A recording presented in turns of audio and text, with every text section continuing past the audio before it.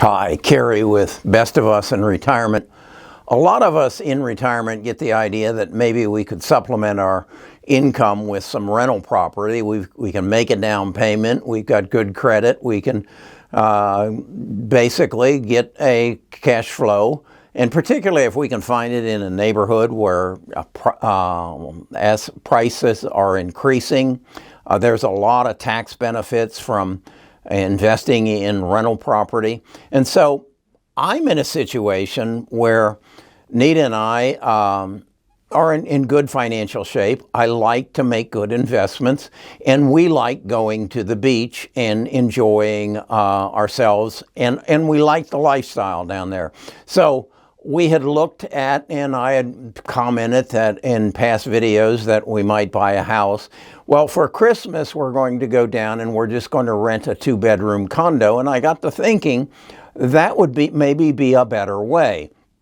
It's also a piece of property that will generate rental income at the times we don't want to be down there. And that is the hot seasons, the summer and the late spring and the early fall. We don't care to be down there. And that's also the time when most of the tourists there, and there's a big demand for rental property.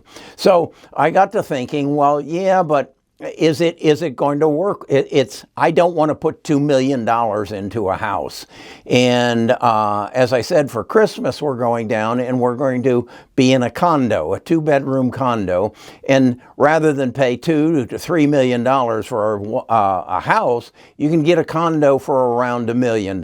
So I thought, well, why don't I look and see what kind of an investment that is? So I created a spreadsheet.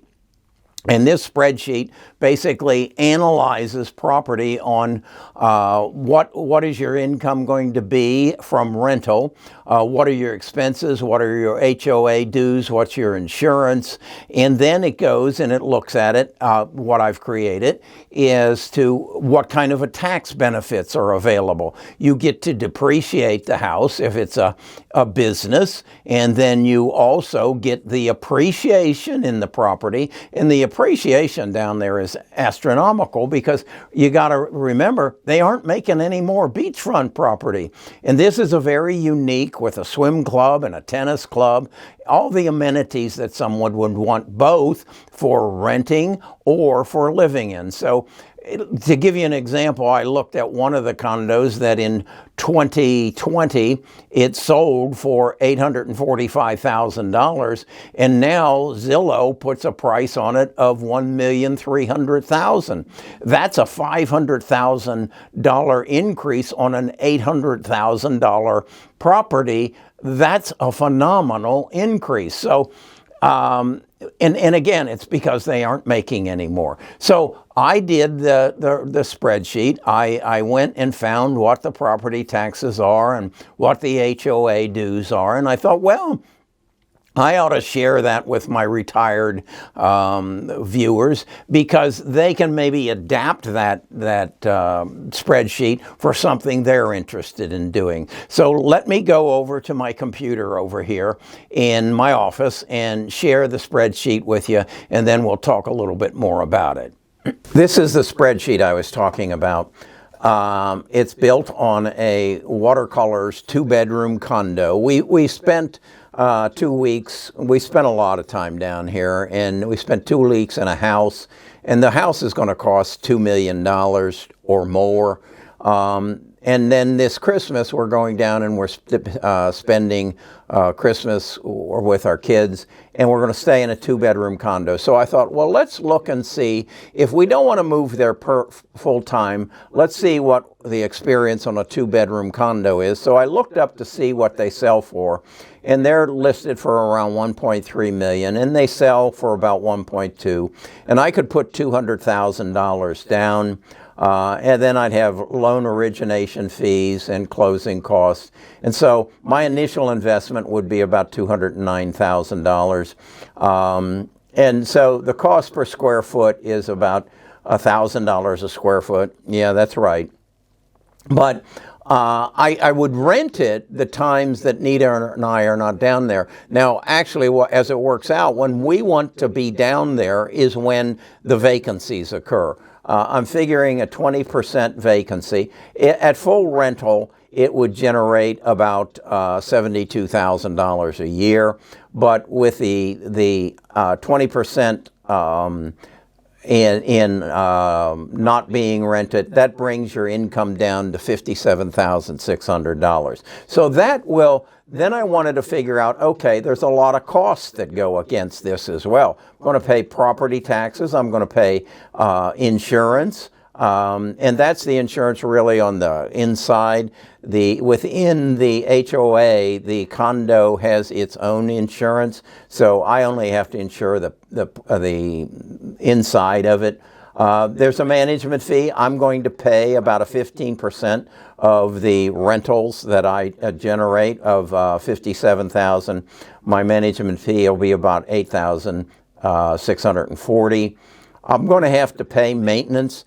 And that is just, I gotta keep the place, the air conditioning and everything maintained. That's probably a little bit high, $300 a week, because the HOA dues take care of maintaining the exterior of the building, the property around the building. I don't have any grass to cut or any needles, pine needles to put down. So my operating expenses are $29,000, and my operating income is $28,000. So I'm going to lose money on it. I'm going to have a negative cash flow of about $28,000 a year, and that's something that I anticipated. And I really don't have a problem with it. But at the same time, I'm going to reduce the principal of the property by $17,000 through my mortgage payment.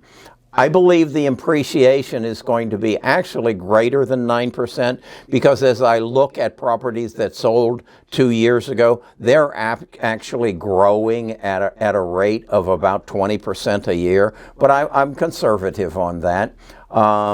So my gross equity income, that is appreciation minus the appreciation plus principal reduction minus the negative cash flow, my equity income growth is $96,000. And my tax savings, if I'm in the 45% tax brackets, going to be another $39,000. So between appreciation of the property, depreciation on my income tax, and the negative cash flow, I've got a tax and property increase of $136,000 a year. Now you come down here and I want to show you some numbers that are important to rental property.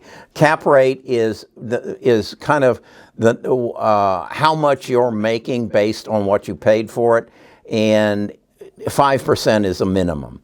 But if you look here, the other terrific number is when I figure in the depreciation of the property, through taxes, the appreciation of the property through actual future value growth, and my tax savings, I'm actually getting a 46% return on my capital invested, and return on equity, again including tax savings, is 65%. So that's a real nuts and bolts look at this property. Now I understand this might not be something that you would be looking in, but I want to share this spreadsheet with you so you can plug your numbers in for something that you might want to do. You know, you might want to buy a $200,000 rental property, and you can plug the numbers in and get some sort of a read on, is this or isn't a good investment. Let me explain that a little bit further back in the studio. Okay, there's some issues about this, and I'm going to need to get with Sarah, my CPA, because you can only spend so many days in a rental property for the government, the IRS, to consider it a rental property. Now, you're allowed to go to have certain personal days, and then you're allowed to have certain number of days for going and doing maintenance and things of that nature. But then again, I'm looking at it and saying every day I'm going to be down there, I'll be shooting videos. So it's also a office or a business. So I've got to get some clarification from Sarah on that before I step in. But again, I think this spreadsheet can open your eyes up. And if you're interested in taking on some rental property as supplemental retirement income. The other thing about it is, and I think it's real important to understand, we're in a place where God isn't making any more land. And if you get it in a good location, a neighborhood that is appreciating, particularly if you find, a neighborhood of gentrification, and basically that was the houses our parents owned in and around the inner city, particularly if it's a walkable neighborhood. These pieces of property are escalating in value much more than the suburban properties. So I think it's a good thing to look at,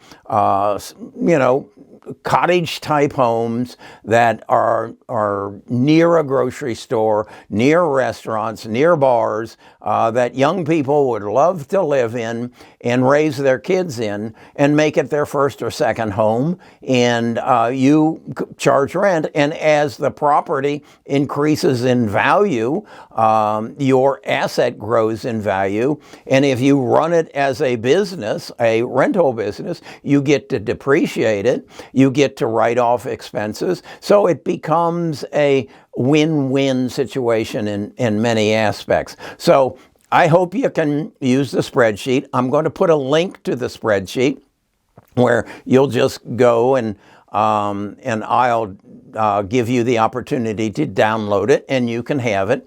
And then if I can help you in any other way, ask in the comments, and we'll see if this isn't something to enlighten you as to the advantages and the intricacies of owning rental property. If this is the kind of video that you like, please give it a thumbs up. And if in fact you like these kind of videos, subscribe to the channel and ring the bell so that when I put out another video, you'll be notified. And then do your friends a favor. If you think this is of value, share this video with them. Share this YouTube channel with them. And let's build a team, a group of people who have a common interest in making retirement the best half of your life. Talk to you again soon.